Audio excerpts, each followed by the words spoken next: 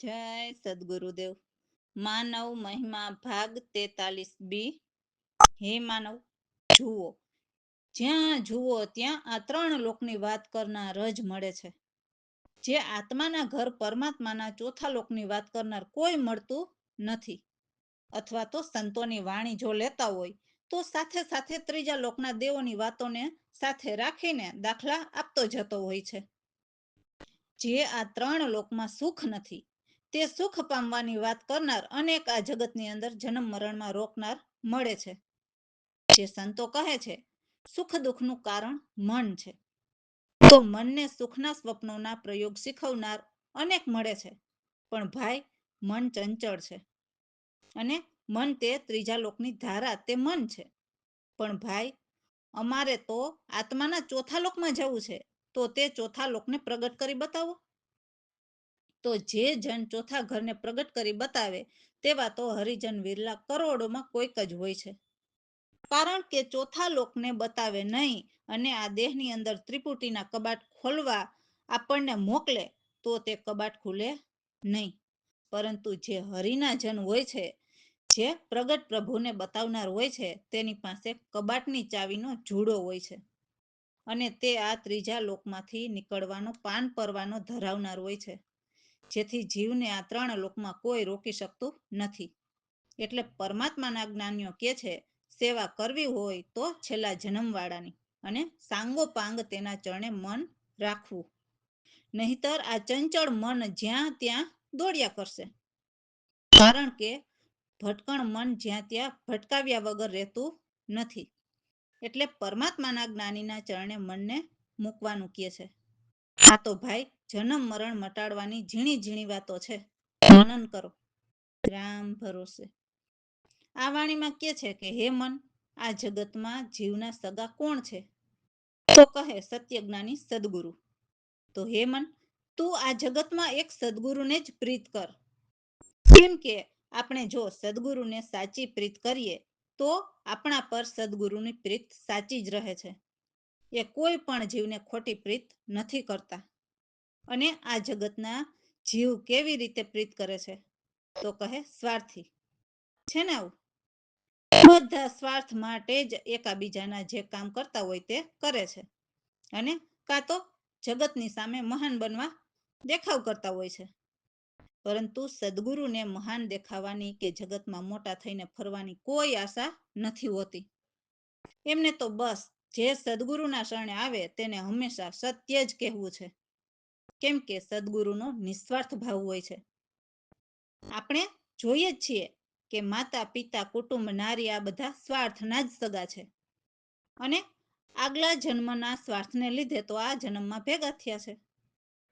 અને અંત સમયે યમ લેવા આવશે ત્યારે કોઈનો સાથ નહીં હોય. કેમ કે કોઈ સહાય નહીં કરે. આ માયા બધી ઈશ્વરની એ અનેક ખેલ ધરે છે. હે મૂર્ખ, તું મારું મારું માને છે એ જ તો માયાની વાસના છે. આ જે દેખાય છે ચંદ્ર સૂરજ ધરતી આકાશ એ બધી માયા જ છે. એ સર્વ માયાના પતિ તે ઈશ્વર. તો આપણે માનવે તે ઈશ્વર પદને જાણવા. જય સદગુરુદેવ. મન તું પ્રીત ગુરુ ને કરો, સદગુરુ સાહેબ જીવો ના સગા, બીજું કોઈ નહીં ધારો. મનો તું પ્રીત ગુરુ ને કરો, માતા પિતા કુટુંબ નારી સર્વ સ્વાર્થ ના સગારે.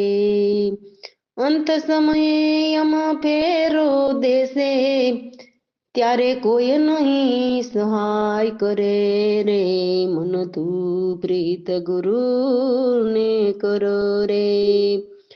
આ માયા સર્વે ઈશ્વરની અનેક રૂપ ધરે રે.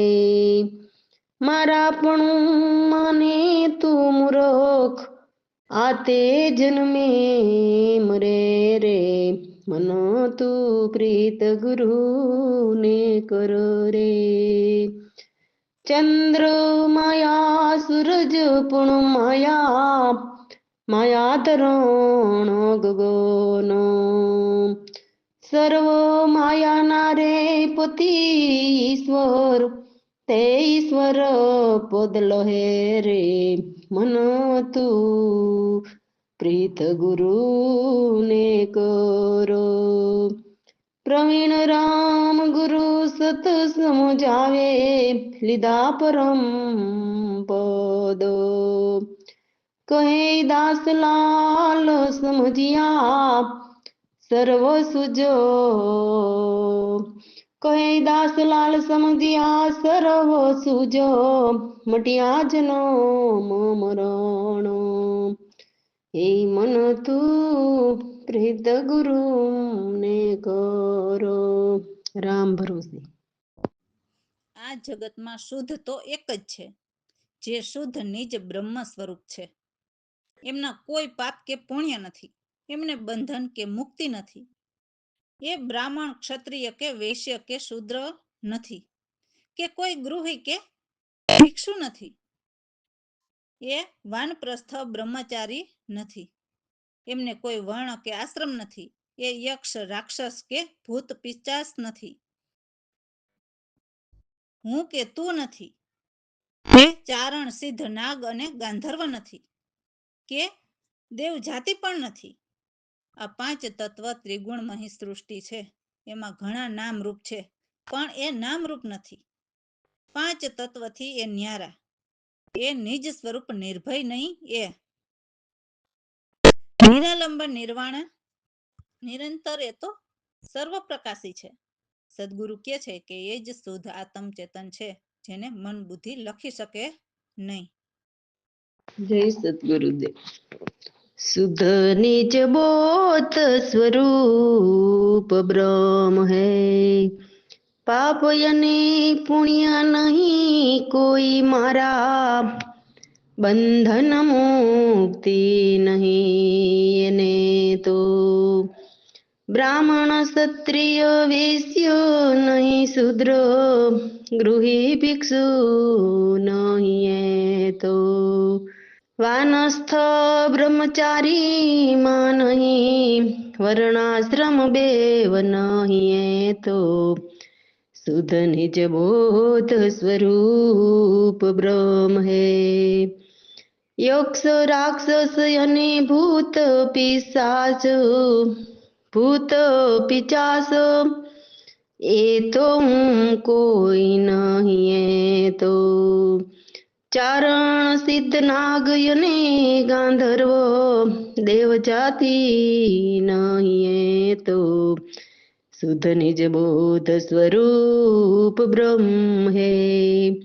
પાંચ તત્વ ત્રિગુણમય સૃષ્ટિ, નામ રૂપ ગણા નહીં. એ તો પાંચ ત્રણ તે યમથી ન્યારા, નિજ સ્વરૂપ નિર્ભય નહીં. એ તો શુદ્ધ નિજ બોધ સ્વરૂપ બ્રહ્મ હૈ. નિરાલંબ નિર્વાણ નિરંતર, સર્વ પ્રકાશી એ તો, એ જ પ્રવીણ રામ શુદ્ધ આત્મ ચેતન, મન બુદ્ધિ લખે નહીં. એ તો શુદ્ધ નિજ બોધ સ્વરૂપ બ્રહ્મ હૈ. રામ ભરોસે. આ વાણીમાં કહે છે કે હે સત્સંગ કરવા વાળા, તમે મોટી મોટી હત્યા કરવા વાળા પાખંડી ગુરુઓ, તમે 17 ભાતની હત્યા કરવાનું છોડી દ્યો. હાથથી હત્યા કરશો તો તાળીના તાનમાં આવીને તમે તમારા મનને મજા કરાવો છો, અને એમાં અનેક સૂક્ષ્મ જીવો મરે છે, અને અમુક સમયે તો કોઈ જનાવર પણ રોશે, અને બીજે ધાડો પાડીને પોતાની તિજોરીમાં ધન ખોસે. એટલે પોતે મહાન બનીને ફરે અને અનેક જીવોને પગે પડાવે, એટલે રૂપિયા ધરે. જેની આવા હત્યારો જીવ પોતાની તિજોરી ભરે છે. કોઈને ઝેર આપીને બેભાન કરે, એટલે દેવોની વાતો કરીને જીવને બીવડાવે કે આમ નહીં કરો તો આમ થઈ જશે. એટલે આ ઝેર જેવા શબ્દો અજ્ઞાની જીવ ગળે ઉતારે છે, જેથી બેભાન હાલત થઈ જાય છે કે શું કરવું. અને નશાની ચીજ વેચવાવાળા. એટલે મોટા મોટા મંદિરો બનાવીને અનેક વસ્તુઓ વહેંચે, જેથી જીવને એમ થાય કે આ ધાર્મિક સ્થળની વસ્તુઓ સારી હોય છે, એટલે જીવ ત્યાંનો પ્રસાદ માનીને પણ લેતા હોય છે. આવી પાખંડ ભક્તિ કરતા હોય છે. જીવને ખોટું પણ ન લાગે અને પોતાની જમાવે. અને વળી પિંજરા કુંડની ઝાડ બનાવે, એટલે કહેશે કે અમારો જ ધર્મ મહાન, એટલે જીવ એમાં જ રહે. પણ જે મહંત પુરુષો હોય તેને દુખી કરતા હોય તો એ સંતોને ગાળ દીધી બરાબર જ કહેવાય ને. આવા પાખંડીઓ જીવને એમના શરણે પડતા કરી દેશે અને પાછા દેખાવેવા કરે કે બેટા હમારા ચરણ મત છુએ, પ્રભુ કા ચરણ છુએ. એવા પાખંડીઓ પોતાના મિત્ર પર ઘાત વિચારવા વાળા હોય છે. એ સાધુ, બ્રાહ્મણ અને ગાયને સતાવે અને જે એમના પર વિશ્વાસ કરે એનાથી દૂર હટી જાય. અને ગર્ભવતી સાથે પણ ગમન કરે. આવા પાખંડીઓ પાછા ક્રોધ કરીને ખુદ જ મરવા વાળા, એટલે જન્મ મરણમાં રહેવાના. કપટી, કપટ, નિંદાને એ બધું ચલાવે અને જગતના જીવોને ખોટા પાપ દોષ શીખવાડે છે. મનથી ખોટી કલ્પના કરીને અનેક દોષ વધારે. એવા બીજાના ચૂલે પણ લાઈ લગાડવા વાળા હોય છે. કેમ કે જીવને ભરમાવે કે આમ કરવું પડે ને તેમ કરવું પડે ને. જીવને એમ જ લૂંટે અને જીવ લાલચનો માર્યો ગમે તેમ કરીને એના પગે પડીને રૂપિયા ધરે. જીવને ખાવાના પણ વધે નહીં તો શું કહેવાય, ચૂલે લાઈ લગાડી જ કહેવાય ને. અને વળી પાછા એવા જૂઠા જ્ઞાન આપતા ફરતા પાછા પલટે અને ન્યાય નીતિ બેઢંગ કરે અને દેવગુરુની આજ્ઞા પણ ભંગ કરે. તો હે માનવ, એવા ખોટા સંત પુરુષોના સંગ છોડો અને સાચા સત્ય જ્ઞાનીને પકડો, સત્ય ગુરુના શરણે રહો. તો એવા સત્ય જ્ઞાની સદગુરુ પ્રવીણરામ સત્ય જ્ઞાન સમજાવવા અડગ રહે છે. તો એ જ્ઞાન દાસલાલને આપ્યા. તો દાસલાલ કહે છે કે આવા સદગુરુ ભવની ઝંઝાળમાંથી છોડાવનારા છે. જય સદગુરુદેવ.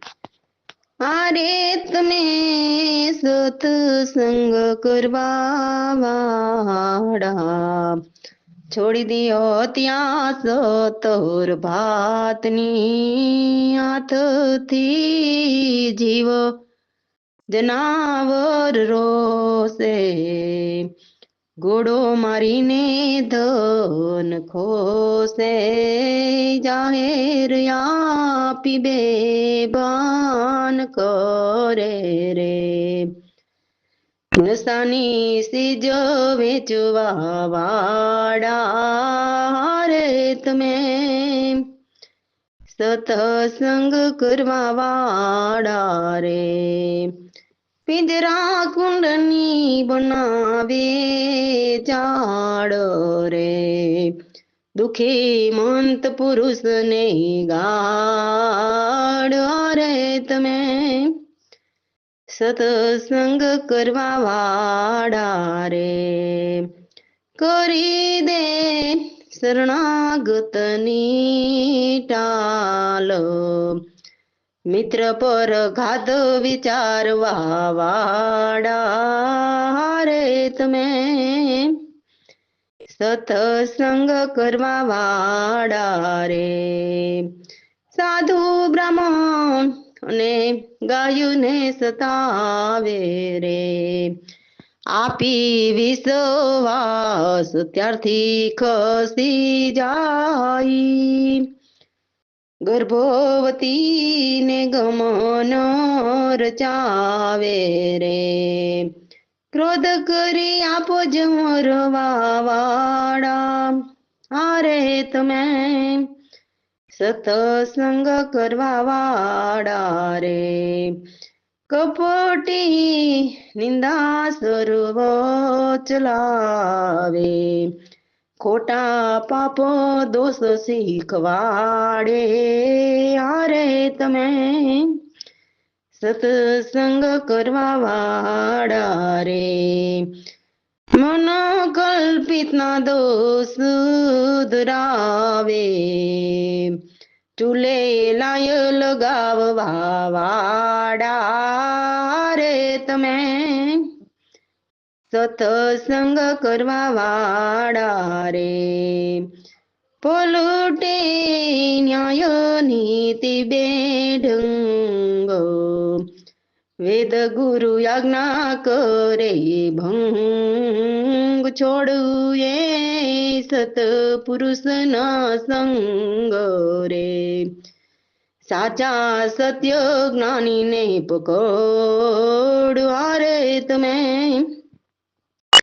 સત્સંગ કરવા વાળા રે સદગુરુ પ્રવીણ રામ જ્ઞાની એવા સત્ય જ્ઞાન સમજાવવા રહે અડગ દાસલાલ ને જ્ઞાન આપીયા એ તો ભવની જંજાળમાંથી છોડાવવા વાળા રે તમે સત્સંગ કરવા વાળા રે રામ ભરોસે.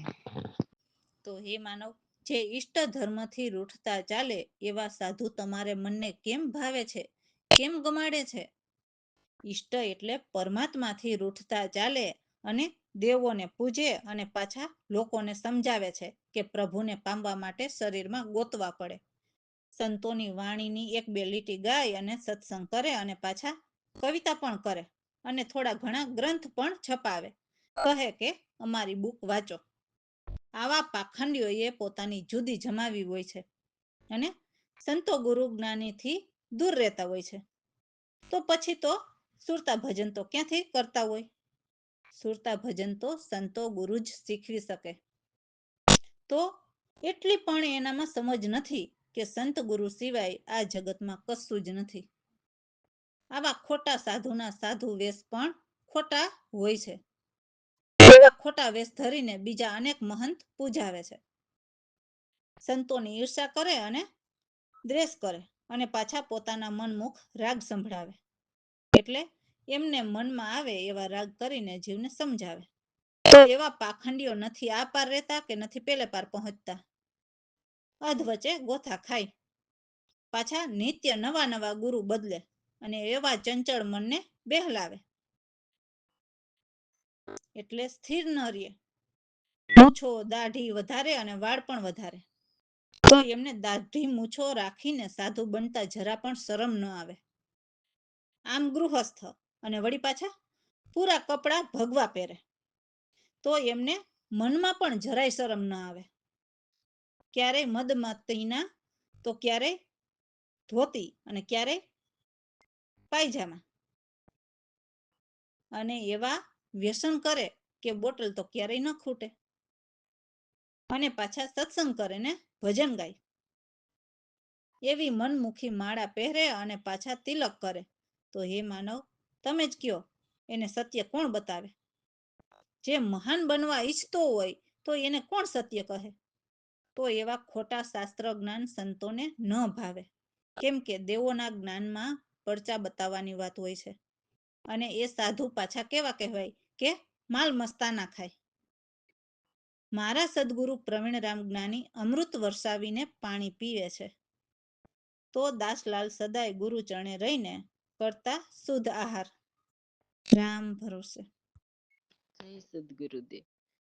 એવા સાધુ કેમ મન ભાવે ઈષ્ટ કર્મથી રૂઠતા ચાલે વળી લોકોને સમજાવે.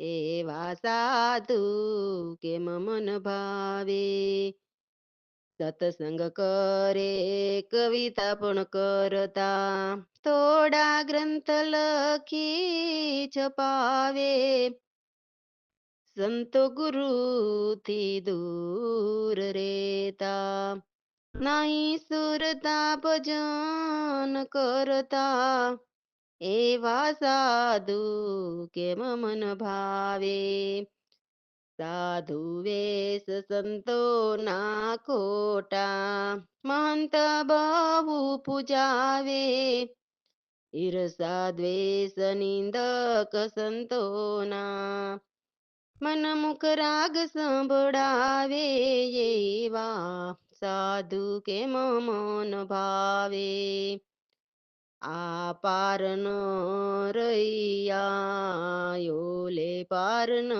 રૈયા અધ વચ્ચે ગોથા ખાવે એવા સાધુ કેમ મન ભાવે નિત્ય નવા નવા ગુરુ બદલે સંચલ મન બહેલાવે એવા સાધુ કેમ મન ભાવે મૂછો રાખે વાળ વધારે દાઢી પણ વધારે એવા સાધુ કેમ મન ભાવે દાઢી મૂછો રાખીને સાધુ બનતા એને જરાસર મન આવે એવા સાધુ કેમ મન ભાવે ગૃહસ્થ ભગવા પૂરા પેરે મનમાં જરાસર મન આવે એવા સાધુ કેમ મન ભાવે ક્યારે તે મદ ક્યારે ધોતી તો ક્યારે પાયજામા પહેરે એવા સાધુ કેમ મન ભાવે વ્યસન કરે બોટલ નવ છૂટે સત્સંગ ભોજન ગાયે મનમુખી માળા પહેરી તિલક બનાવે એને સત્ય કોણ બતાવે એવા સાધુ કે મન ભાવે શાસ્ત્ર જ્ઞાન સંતને ન ભાવે વાતો પર્યાની ઠાલવે એ તો કેવા સાધુ કેવાયો જે માલ મસ્તાના ખાઈ એવા સાધુ કેમ મન ભાવે મારા સદગુરુ પ્રવીણ રામ જ્ઞાની અમૃત વરસાવીને પીવે પાણી એવા સાધુ કેમ મન ભાવે દાસલાલ સદા રહે ગુરુ ચરણે કરતા સદા સુધાર એવા સાધુ કેમ મન ભાવે રામ ભરોસે